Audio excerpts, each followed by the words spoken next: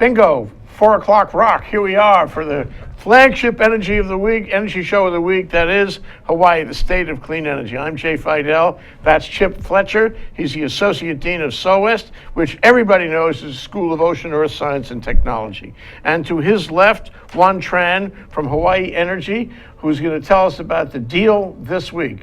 It's like you come from the supermarket. You want to tell us how much pears are this week. Exactly. Okay, what do you got this week? Well, actually, it's for the whole month. Okay, So, whoa, all right. We're giving away. But you can come back next week again, too, Yes, to remind people, right? Well, what we're doing is, this is the first ever New Year giveaway that we're doing with Hawaii Energy. We're giving away an Energy Star refrigerator. We're giving away 3 of them for Hawaii, Honolulu, and Maui County. So each county will get a refrigerator. And it's really easy. You just go to Hawaii Energy's Facebook page and just enter to win, put your name, information, and hit submit, and that's as easy as that. And then we also have a rid of fridge rebate, so in case you do win the refrigerator, we can get rid of your old refrigerator and give you $50 if you live in Oahu, rebate check, and $65 if you live in Maui. Oh, so I get it both ways. Yeah, so you get a new refrigerator, get rid of the old one, and get money for it. Nice. Yeah. So. Why not? Exactly. You have better odds than the lottery in California. So you're trying to tell us that refrigerators are a big problem for energy efficiency. Yes, it can be.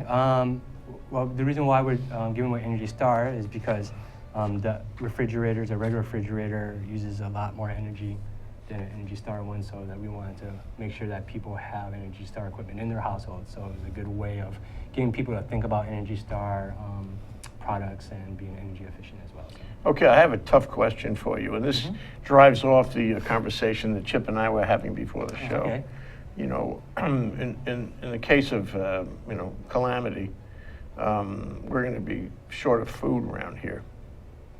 So I know you guys don't like us to keep a second refrigerator because that wastes a lot of energy cooling, food that we shouldn't spend the energy on. What do we do in order to have sufficient food, when the big thing happens, whatever it is? Non-perishables? There you go. Yeah. Ever go camping? Sure. Grow our own food. Don't need a refrigerator. We don't need a refrigerator. It should come straight from Ma'o Farms, for instance. Exactly. And there's a perfect model. And Excellent. we need to propagate that model across the state. Yeah. That's a good idea. We should be growing food left and right all over That's the place. right, yeah. And in fact, we have the Hawaii Renewable Energy Plan. We should have the Hawaii Sustainable Food Plan. Yes, yes. And we're going to talk about that in the case in chief. Okay, what else you got? Well, we have not only just the energy, the refrigerator rebates, but we also have rebates for other appliances. We have rebates for AC equipment, heat pump, water heater, ceiling fans. So if you have other things that you want to install that are energy efficient, we actually give rebates for. So if you go into hawaiienergy.com, you can find all the listing of rebates. Okay. On our website. So. It strikes me that I should, if I watch the show, then I may learn about this stuff on a given Wednesday afternoon. But don't watch the show. I should just go to your website. Correct. Because you're going to have all the stuff. Yeah, we have a whole listings on the homepage about the contest, other initiatives that we have on energy saving efficiency measures. So. Which keep you guys, I know you at 3 o'clock in the morning, you're cooking the stuff up. You probably have these really interesting night sessions when you get creative. What is the name of your website? It's hawaiienergy.com. hawaiienergy.com. hawaiienergy.com. Okay. Yeah. All right. That's Hoang Tran, and he's with Hawaii Energy, and this is the Negawatt Moment, trying to make us all efficient about clean energy. Thank you so much, Juan. Thank you for having me. We're going to take a short break now. We're going to rotate in and out, mostly out. And then Chip Fletcher and I are going to get into the subject in chief. Thank you, Juan. Aloha. You can join the Hawaii Farmer Series every Thursday from 4 to 5 on Think Tech. And I'm your co-host, Matthew Johnson, here with Justine Espiritu. And we are so thankful to have this show to use as a forum to get to know all the movers and shakers in agriculture in Hawaii and hear kind of their background and history, as well as... their perspective on what they're doing and also the future for agriculture in Hawaii. So join us every Thursday. You can tweet in your own comments and suggestions and be a part of the conversation at ThinkTechHigh. And we hope to see you every single Thursday. Hi, I'm Ethan Allen, host of Likeable Science on Think Tech Hawaii. Come join us every Friday at 2 p.m. when I interview interesting scientists about what they do, why they do it, and why we should all care about it. It's a lot of fun to see. We hear, and you can learn interesting stuff. You'll hear all kinds of fascinating science, and we know you'll have a great time. Hope to see you then. We're going all the way to May. We're back, we're live. We're here with Chip Fletcher. So nice to be alone with you at last. Thanks, Jay. You too. The feeling's mutual. Associate Dean of the School of Ocean and Earth Science and Technology here on Hawaii, the state of clean energy. You're talking about the nexus of climate change and clean energy. It's somehow it just comes in on us. It floods in this conclusion that there is a nexus, and it is a very important nexus. It's all part of the sustainability thing, I guess, but we got to be more serious about it. So first thing is, tell us about the SOEST investigation into climate change. I mean, it's not just you, but you are the lead as far as I'm concerned. And it's like a lot of SOEST's efforts are dedicated to the issue. Yes. I am not the lead. There are an amazing number of very talented scientists at SOEST. There are atmospheric scientists who are studying the impact of climate change on storminess, on atmospheric circulation, cloudiness. We have oceanographers that are studying the impact of climate change on sea level, on the wave climate, on the microbes that live in the ocean. We have the International Pacific Research Center, where we have a number of climate modelers who are modeling past climate in order to better understand future climate, and are looking at El Nino. What is El Nino going to look like in a warmer world? Oh, yeah. All of these, of course, integrate through the bio, geo, chemical, and atmospheric sciences, and that's what one of SOEST's strengths is that we're an integrated program looking at the way the real world works, is all these different fields of science integrating with each other. Yeah, that's the fabulous thing. And don't forget to watch Research in Manoa, which comes out of SOEST at 1 o'clock on Mondays, 1 to 1:45. So, let's talk about, there's two things that strikes me, Chip. One is the world. That's one thing. Yeah. The other is Hawaii. Okay, and so I say SOEST is working on both ends of that spectrum. That's right. One is you're trying to, may I say, save the world. Somebody's got to do it, really. The other is trying to save Hawaii. So what do you want to talk about first? We could talk about global climate change. Let's do that. Global climate change is having a huge impact here in Hawaii. So at a certain level, it's difficult to separate global problems from local problems, because they all sort of cascade down through scales right into our daily lives. Global climate change is having, there's a laundry list of impacts. We have increasing heat waves, which are the most fatal form of climate change. Heat waves this past summer took 2,500 lives in India. We had 162-degree temperatures in certain parts of the Middle East. Beyond anything on record, eh? Some of these temperatures, it's the human body simply can't offload heat from our metabolism fast enough to survive outside. Scary, isn't it? Yeah. We have spreading drought. We also have spreading flooding. Ironically, in a warmer world where the atmosphere holds more water vapor, you get intense rainfall taking place in the way that when it does rain, it tends to flood and be extremely damaging, and then you have longer periods of dryness between these intense rainfalls. So you have more drought as well as more flooding. We have changes in the storminess of the world. Tropical cyclones are tending to migrate away from the equator, taking new pathways across the Pacific and all of the major ocean basins. Then no, there are It goes those on who and on. say, these guys, used to say there was no climate change, but now they've modified the argument. Now they say, yeah, I got to say this right. Yeah. There is climate change, but we'll adapt to it. Are we going to be able to adapt to this? Well, we'd better, right? We'd better. And I think the first serious step of adaptation was taken in Paris this past December. Now, there are a lot of reasons to be very optimistic because of what came out of Paris, but it is only the first step. None of what happened in Paris is binding. It's all based on trust and promises. And even the efforts that were inked in Paris will not stop the warming at 2 degrees centigrade. We're going to sail on past that and perhaps stop at 2.5 degrees if what we understand about the climate system is at all accurate. Does that give you a real comfort past 2 degrees every year? No. For example, climate models and geologic evidence suggest that at 2 degrees C, sea level is going to be on the order of 10 feet higher eventually. It may take a few centuries to get there, but we can stop global warming at 2 degrees C, or try to. Sea level is going to continue to rise for centuries.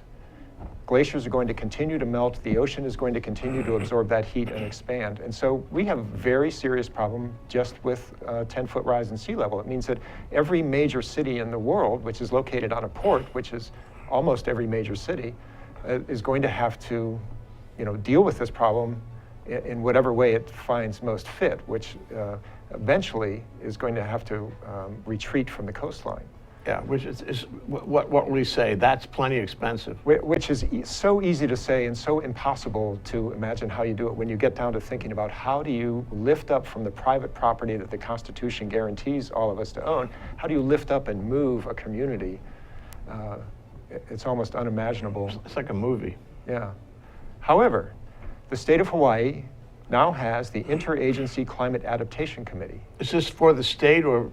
For the state. One more point about the world aspect of it is that my sense of it is that Hawaii, SOAS, doing remarkable science here. And the science we're doing identifies all of these effects of climate change, many of them, on every level, on the big level and on the microbial level, on the geologic level, on the little animals.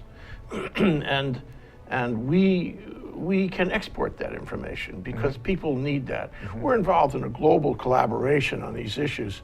They need us to be part of that collaboration because we're advanced. We are advanced. If there's one thing you could say about Hawaii is, in terms of science, we're advanced in that area. But not all of that information, am I right about this, is relevant to the effects of climate change that are happening right here. Some of it is, some of it isn't. Am I right? Or is all of it here? Well, that's a big question. I would say that the more we understand about the entire bio-geochemical physical system of the planet, the more we understand about all of it, the more we will understand how the local impacts of climate change are going to manifest themselves here. How is rainfall on high volcanic islands going to change? We can't understand that by simply studying the atmosphere around high volcanic islands. We need to understand atmospheric dynamics around the North Central Pacific and around the Pacific and around the entire planet, because what happens at large scale feeds into the smaller and smaller scales. So you do need to know as much as possible about the whole system. However, we don't need to wait to learn everything before we can begin to act. We know enough now in almost all of these areas that there are some clear, rational first steps to be taken in terms of adapting to sea level rise, adapting to heat waves, adapting to changes in rainfall, adapting to changes in tropical cyclones, adapting to food security issues. Yeah, that was my next question. And indeed, once you know the trend, you can pretty much Right. project where it's going. But the problem is, and I don't know if this is a science problem, maybe science these days has to be concerned with the solution too. In other words, yeah, you can tell me how the rainfall is going to affect the mountain, but I need to know how I can move my city. Is that science or something else? Well, you know, these days, most of the agencies that are funding scientific research are asking scientists to do more than simply the specific research that they are giving the dollars for. They're asking for a lot more education and outreach as well. So, you know, the old model of a scientific researcher is called throw it over the fence. I've done my research and I'll toss it over there so that maybe some planners Do with it what you will. or yeah. government agencies will take that and figure it out. Or not. Yeah, or not. And mostly it was ignored in the past. yeah. That doesn't wash anymore. These days, we take our research, we take it to teachers in the public school system, we take it to government agencies that have purview in whatever area of public health and security your research applies to. Education and outreach is a very valid and important form of our You know, efforts. Chip, I now. got to ask this question. So here you are, you're a scientist, and you're approaching the legislature or the public officials, and you're making a presentation to them, and you're spending your whole day cooling your heels in a square building. Wouldn't it be better if you were working on the science than the PR? No, the PR is extremely important. I mean, personally, I don't want to do research that never helps humanity. I don't want to be a pure curiosity researcher. Now, that is a very valid role. Curiosity-driven or basic research is extremely important. And I'm not criticizing that at all. But my personality does better. I am happier, I have greater satisfaction when I know that the research I'm doing has some applicability to the community that I live in. And I think a lot of scientists are finding a lot of satisfaction from education and outreach that maybe they wouldn't have appreciated unless they had been forced to do this. So science, at least in this area, is changing. The career In is this changing. sense. The way you spend your time is changing. Yeah, over the last decade and 2 decades, this trend has definitely taken place. Yeah. It's a good thing. There's another change that's taking place too. You can't do your science in the silo of your subdiscipline. We know now that the world works by biologic systems interacting with geologic systems, interacting with atmospheric systems and hydrologic systems. And so today's scientist has to understand a lot more about all these different disciplines and systems than previous scientists. Yeah. It's all interdisciplinary. It's It's also global. Isn't that Right. another change? It's all global. Yeah. But you know, in a way, from a scientist's point of view, isn't that kind of mind-boggling? To come into a time where the world, or at least the scientific world, recognizes that all this is connected. It sort of gives you this thing, you know, of the living Mother Earth, all connected. It's almost a religious experience to find all these pieces talking to each other. Yeah, it is amazing. Yeah. I mean, I teach a introductory level class in geology, freshmen typically, and the best part of sitting there and listening to me talk for 45 minutes is when I'm able to come up with a gem of how some arcane aspect of the earth has direct relevance in what you did this morning. You know, that the toothpaste that you used this morning comes from clay, which comes from the chemical weathering of feldspar in granite someplace, right? Who would have known that that had anything to do with our toothpaste? And kids, I mean, the students must love it. Yeah, I mean, that's when I know I've touched a nerve, and you know, bringing something that may seem arcane and distant down to much closer relevance. Okay, we're going to take a short break. Chip Fletcher, Associate Dean of SOWEST here in Hawaii, the state of clean energy. And we're talking about the nexus of climate change, which we've talked about, and clean energy. We're going to see if we can make that connection too. We'll be right back. Aloha! Hello, my name is Patrick Bratton. I'm host at Global Connections here at ThinkTech Hawaii. We broadcast live every Thursday at 1 p.m. We bring Hawaii to the world and the world to Hawaii, talking about international events and various things of interest to the audience. Please join me. I look forward to talking with you and having you get to meet some of my guests. Aloha. Aloha, this is Reg Baker and I am the host of Business in Hawaii. We talk about positive stories of businesses in Hawaii, how they have been successful and how they have overcome some of the obstacles that a lot of us encounter when we try to have a business here. And believe it or not, there are a number of positive stories here, and we want to talk to all of you. So we broadcast live every Thursday at 2 o'clock, and it rebroadcasts again on Olelo Channel 54. So I sure hope to see you next time. Please tune in on Thursdays at 2 o'clock. Thank you. Aloha, you can join the Hawaii Farmer Series every Thursday from 4 to 5 on Think Tech. And I'm your co-host Matthew Johnson, here with Justine Espiritu. And we are so thankful to have this show to use as a forum to get to know all the movers and shakers in agriculture in Hawaii and hear kind of their background and history, as well as Their perspective on what they're doing and also the future for agriculture in Hawaii. So join us every Thursday. You can tweet in your own comments and suggestions and be a part of the conversation at Think Tech High. And we hope to see you every single Thursday. Hi, I'm Chris Leatham, and I'd like to invite you to come and watch my show every Wednesday at 3.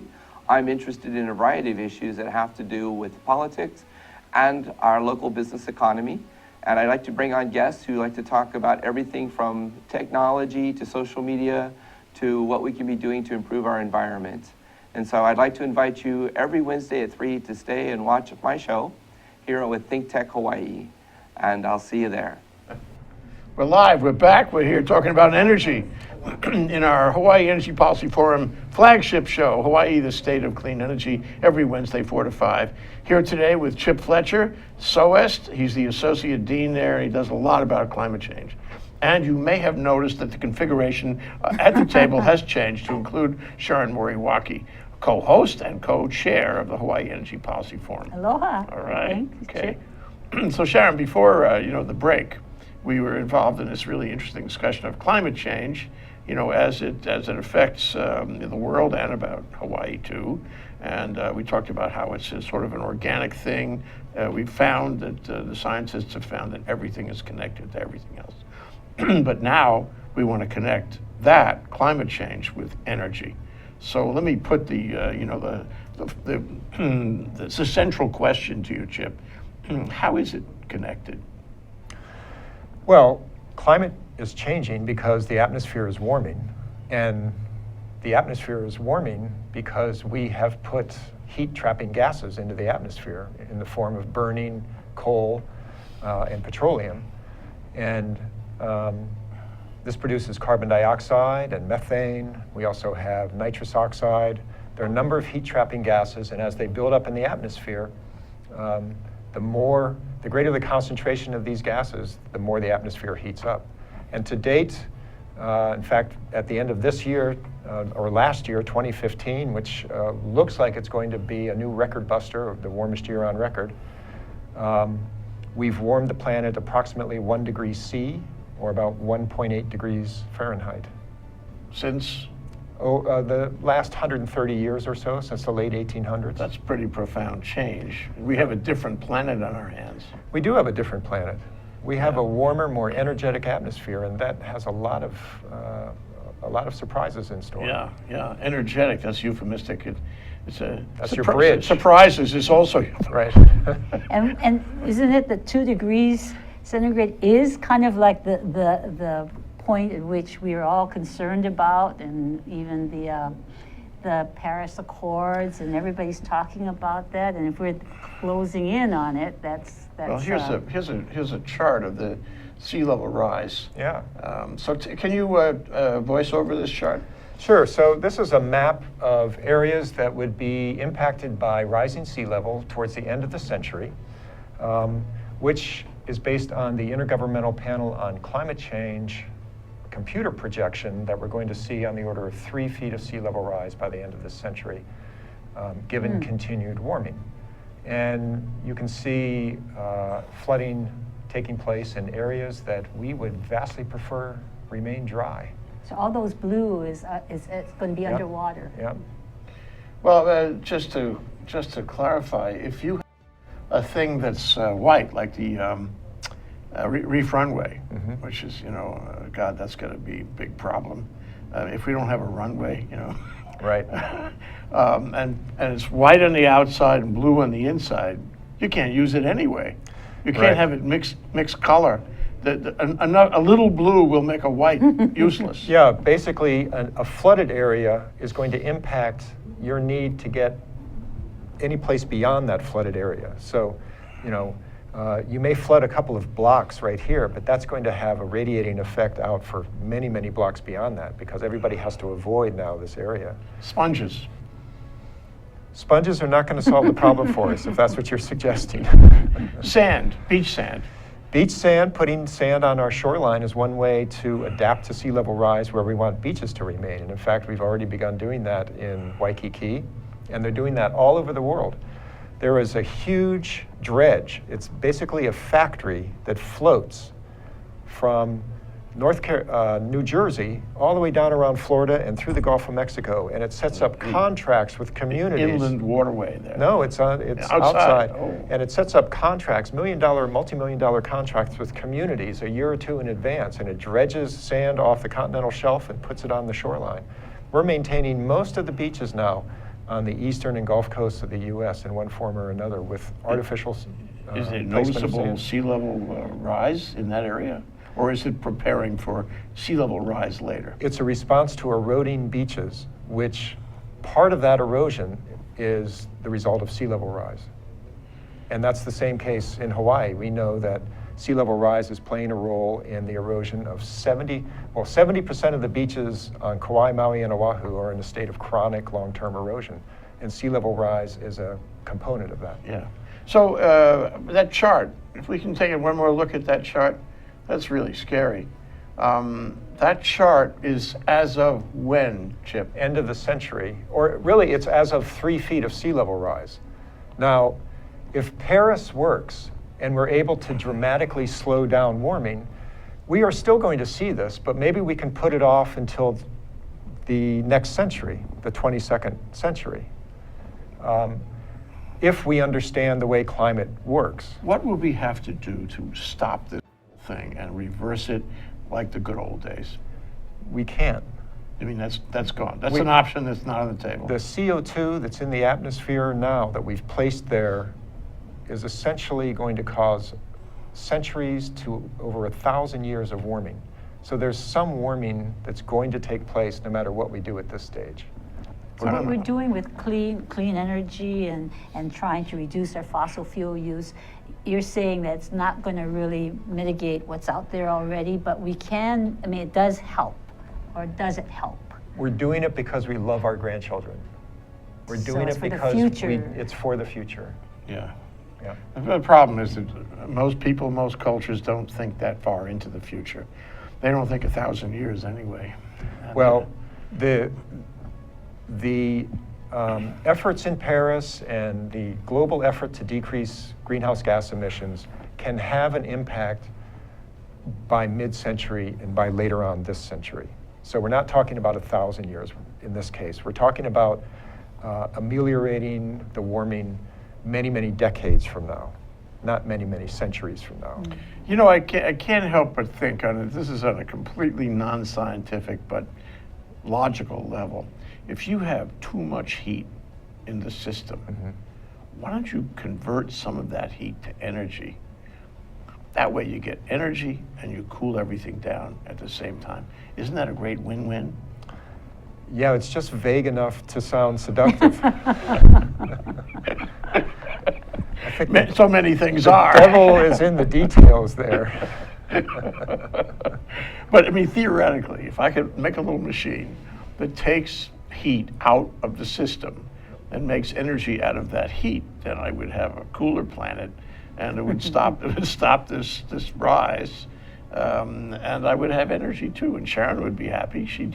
It's kind of renewable, you know. It doesn't quite dawn on me how we're going to do that, but She's not that write big. it out and send it into the National Science Foundation. I don't think I'd get a good grade on that if I submitted that to the school. Well, so the question then is renewable energy. And you know, we talked before the show about the interdependence, the dependence on the supply chain of oil. So even if Hawaii could not have an impact on you know, climate change is a global phenomenon. it could do itself a favor by having clean energy, because we wouldn't have to wait on ships from far away carrying fossil fuel here. So there's a connection there, I suppose. Sure. Yeah, I Yes. mean, the movement towards renewable energy, regardless of climate change, increases the security of our state, because we will rely that much less on outside forces for our electricity. But it's actually, from what you say, that's it. That's what you get. In terms of the pipeline, the pipeline problem, we get it at a predictable pricing. We can control it. Yep. And it's reliable. And it's reliable. We have control. It's fabulous. On the national and state level, though, we've been looking at how do we mitigate and what kinds of efforts are going on. In fact, the state, develop policies that would make us do some of these kinds of things to actually mitigate the long-term implications of what we do by greenhouse gas emissions, for example, so that we can reduce the impacts on climate change. But let me ask you this. I mean, what's the best kind of renewable if you want to do this? Are some better than others, or are they all the same? Boy, I'm not a renewable energy expert, but I would think, just sort of knowing the way that we are using up our planet in so many different ways, the natural resources, I would think that the best type of renewable is the one that requires the least amount of extraction from the planet of metals and minerals, the least amount of manufacturing. Geothermal is a natural heat source there. Hydrologic, taking advantage of the energy of falling water. All of these, we have to build turbines and energy delivery grid systems, et cetera. But I would think the one that, and then another element must be the reliability of the source of energy itself, right? So solar, you've got cloudy days, you have nighttime. Wind, you have the wind turning on and off. Water, you perhaps have a little more reliability on the flow of water, but it depends on the riparian system you choose. Geothermal, maybe that one is even more reliable, because if you find the right area, it'd be a more constant heat source. So those two factors, just off the cuff, reliability of the energy and the least amount of manufacturing needed to secure that energy. Because you don't spend energy to make energy Right. that way. It's more efficient. But let me go to something you said before about moving cities. I mean, if we're gonna, I think it's a given, isn't it? We're gonna have to do some Herculean things. Yes. In order to protect our civilization. Yeah. And that exists elsewhere, but it also, as far as we're concerned, it's really critical right here. So, for example, Waikiki. We have time, not much, but we have time, and we can take that chart and move Waikiki back, because we know that we can't keep on pouring sand in there to save the hotel industry. So we have to do some very substantial, expensive, and energy-consuming public works. Huge energy-consuming to move things. Yeah. That costs a lot of energy too. So we better have a ready supply of energy. Yes. However, I think that's the least of our concerns when it comes to retreating from the coast. Don't talk about it. Well, how do you say to someone who's watching their land erode away that you're not allowed to protect that land with a seawall, because we're afraid the seawall is going to destroy the beach that is there, especially if that beach is an iconic beach, right? Some of our North Shore beaches, some of our windward beaches. Beaches, in fact, there's some iconic beaches throughout Hawaii. Are we going to allow seawalls to be built that science has shown will destroy the beach if sea level's rising in order to protect a private piece of property here? Well, the law, is kind of gray in this area. And so the state has to sort of make up rules and regulations and laws as we go through this process. I've seen like the North Shore? People have built seawalls for this very purpose. We've built seawalls all across Hawaii. In fact, I have a photo which shows erosion striking the North Shore Let's see 2 it. years ago. Is that Nope, it? not the that you're one. talking- It'd be the one where there it is. Oh, wow. So this is the condition, I think was it last winter or 2 winters ago on the North Shore near Rocky Point when erosion was threatening a dozen homes. Very difficult situation. You know, that's an iconic beach. Sunset Beach is world famous. There have been music written about this beach. And do we allow seawalls to go in that could potentially destroy this beach, but would probably save the land that's immediately mackay of this situation? So we have to sort of give up the land if we're going to save, well, I guess save our environment. Yeah. Well, you know, it's not that easy to summarize. You've got a huge constituency of people who own private land on the coast with very legitimate, constitutionally protected rights. You have a huge constituency of people who want public access to the ocean and whose quality of life depends on there being beaches around Hawaii. We have tourism, the #1 source of our economy in Hawaii. People love to be on the beach. Yeah, and all these people feel emboldened that they have the bully pulpit, they have the legitimate point of view here. But, you know, it's not a black and white situation, so we have to manage it. It needs to be managed. Now, how do we retreat from a shoreline like that? One way is to perhaps purchase the land. Is this a real picture? This is a real picture, and this is another topic related to sea level rise.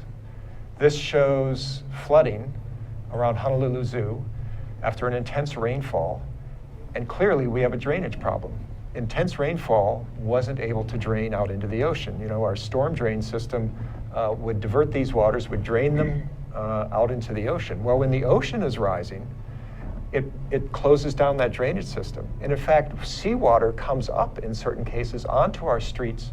And it brings sewage with it. Well, not necessarily. This is not sewage pipes. These are the runoff drainage system that is thousands of pipes that go off of our roads down into the ocean, and that's where rainfall goes, rather than pond up in the ocean. And here's another image that shows Is that the intense convention rainfall. center? Yep, that's the convention center. Everything you're seeing here is flooded, about a foot and a half in water. This indicates we have a drainage problem. Yeah. And you know, one of the things that comes with climate change is increased intensity of rainfall. So you get more precipitation taking place. Now, in some areas of Hawaii, we're seeing decreased rainfall intensity, and in other areas, we're seeing increased rainfall intensity. So this illustrates another issue, which is the flooding that comes with sea level rise, because we can't drain the rain away. Okay, so we talked about dredging sand. We talked about not doing seawalls.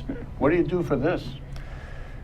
Well, one of the things we've already done in an area called Mapunapuna, which is the industrial area by the airport. They've had serious drainage problems. They've had serious drainage problems because it's filled land that used to be part of an estuary, and that fill is compacting. So they have sort of accelerated sea level rise. It's a little local model. It's a laboratory study for us.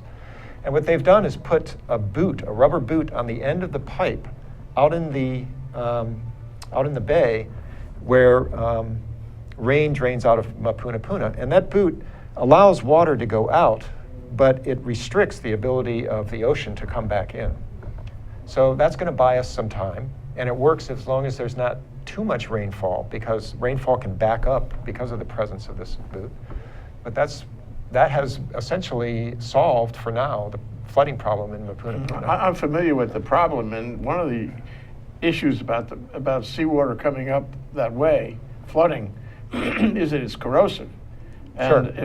if you drive a car through it, you're going to have to wash your car. Yeah. Otherwise, your car is going to start to corrode. Right. But is that a Band-Aid? I mean, that. Well, I think this is how adaptation is going to look. It's going to look like steps that are achievable, affordable, relatively easy, that may buy us a few years or a few decades. And you might call them Band-Aids, but I think they're part of the toolbox, right? The toolbox that's everything from closing down coal mines to, you know, the drainage problem in Mapunapuna. We have a whole scale of issues, and we need to engage with all these. Well, what are it other sounds things like in the toolbox that exactly. we need to be We have to doing identify right all now? the tools in the toolbox, and then we have to decide which ones to use, what the priorities are, to use this one And the costs, here and I that, and the think. cost. And it's going to be very place-based, right? Mo'iliili, Mapunapuna, Iwilei, they all are subject to flooding, but they all have their own unique sort of economy and engineering that's going to be going into adapting to the problem. It's a whole new business. It's like an industry. What do you do? You know, what's my line? What do you do? I'm a sea level rise engineer. I'm a sea level rise architect. I saved Kaka'ako, which was planned right there. We knew climate change was happening, and Kaka'ako is right there. Ooh, what do you think is going to happen? Constantly building Are we high-rises. surprised?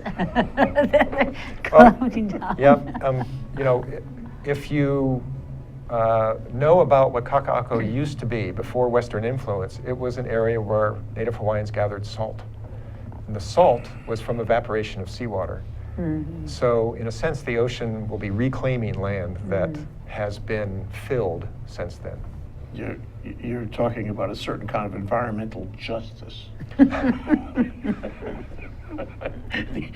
Mother Nature takes care of her own. There is that, but then I think we quickly move into the pain of the people who have land in Kaka'ako now. Yeah.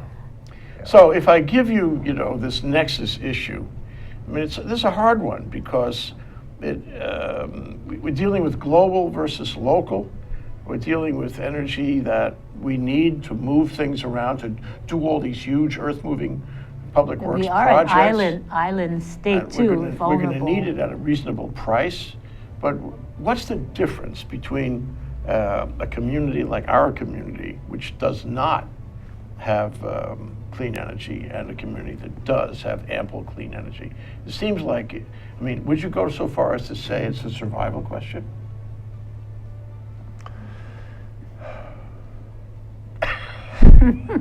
There is an existential aspect to climate change.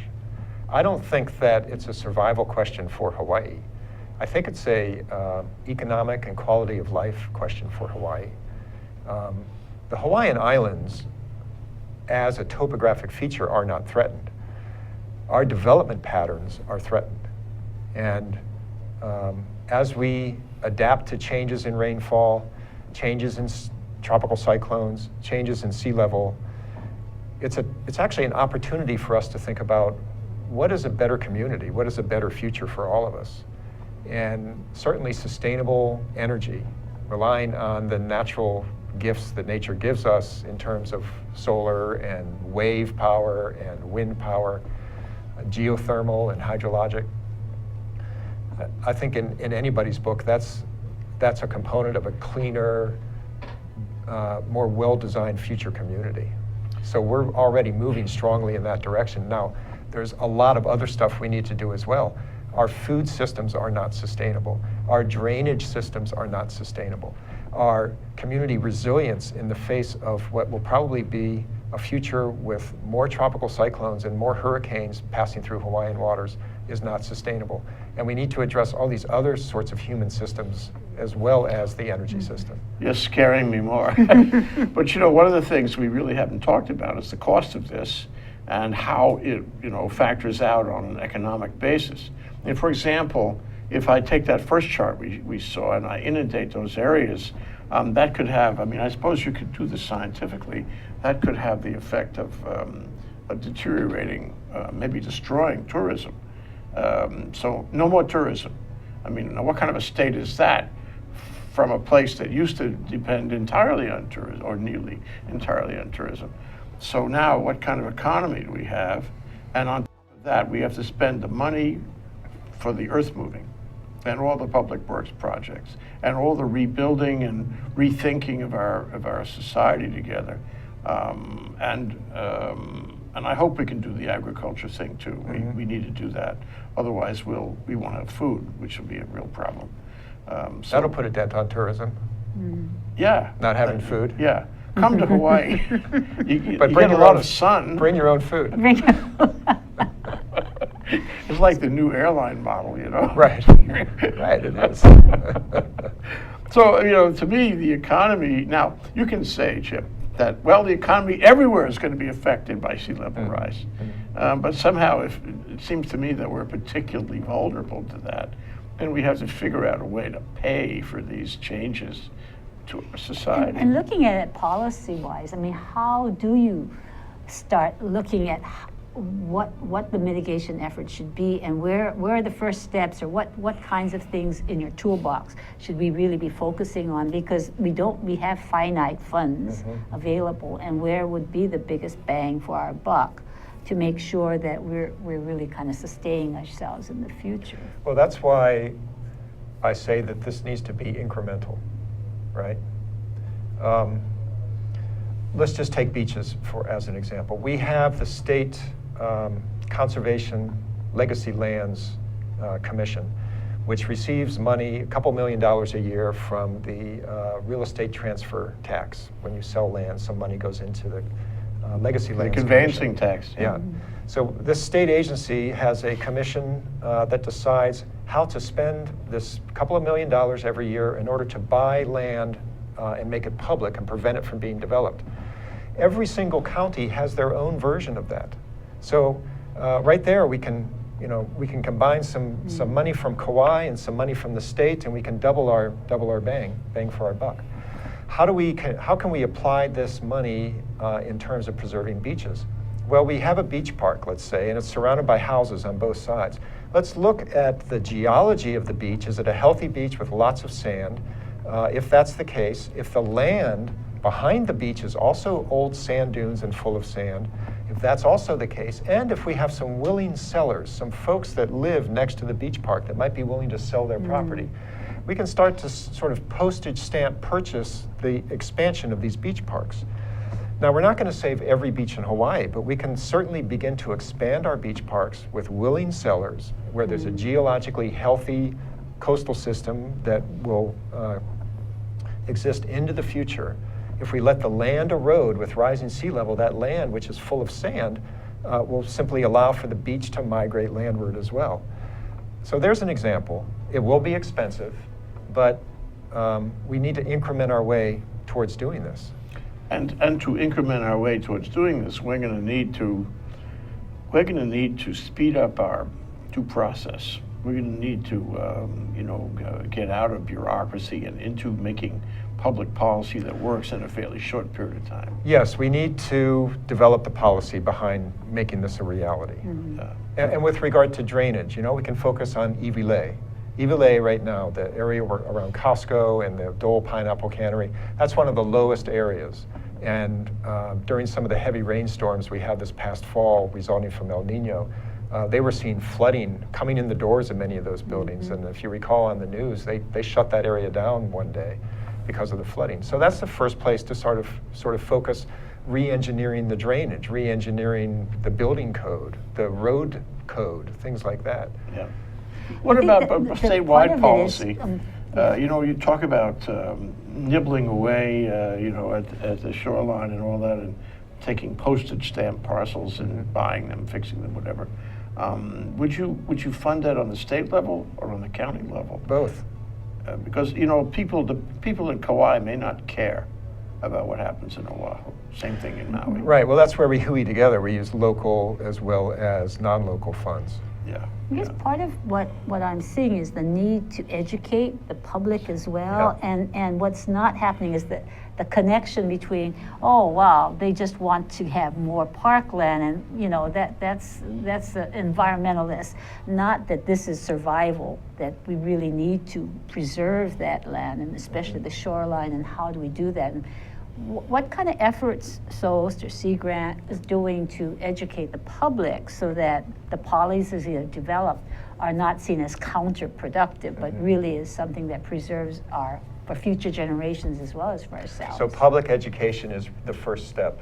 And Sharon, you've really identified a key element that needs continued effort.